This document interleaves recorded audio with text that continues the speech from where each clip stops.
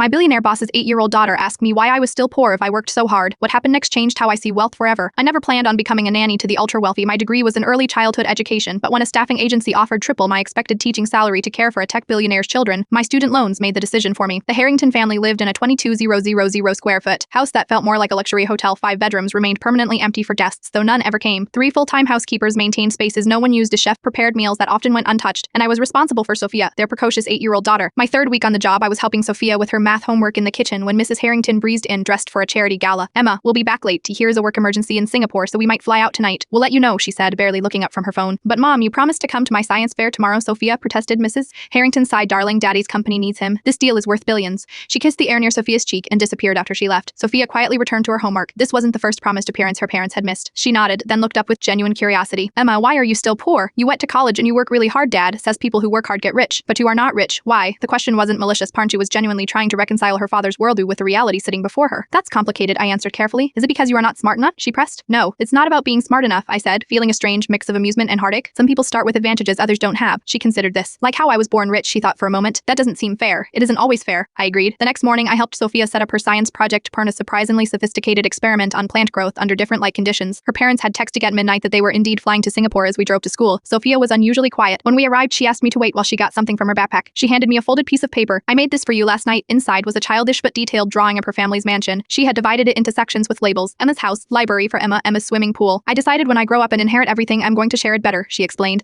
"Dad says I'll be in charge of billions someday. I think that means I should help fix the unfair parts." That evening, Mr. Harrington called to check in. I mentioned how well Sophia had done at the science fair, winning 2nd place. There was a long pause. "Was she disappointed we weren't there?" he asked, his voice uncharacteristically hesitant. "She understood," I replied, then added, "She's been thinking a lot about fairness and wealth distribution." He laughed, redeveloping her philanthropy angle. "Good. The board will love that when she's older." "I think it's more than that," I said. "She's questioning the system itself." Another pause. "While she's 8. She'll understand how the world works when she's older." 3 days later, they returned from Singapore. That night, I overheard Sophia in the study with her father. "But why can't Emma live in one of our empty bedrooms? We have 5 nobody uses." I didn't hear his response, but the next morning, I found a substantial bonus in my account with a message. "For your dedication to Sophia's education in all subjects." 6 months later, I still work for the Harringtons. My student loans are paid off, and I am saving for a house. Sophia still draws floor plans of how she'll redistribute her inheritance. Someday I came for the money, but I stayed because somewhere between math homework and uncomfortable questions, I realized I might be raising the one billionaire who could actually change things. If you want to hear what happened when Sophia confronted the board about worker conditions at her father's company, follow for part 2.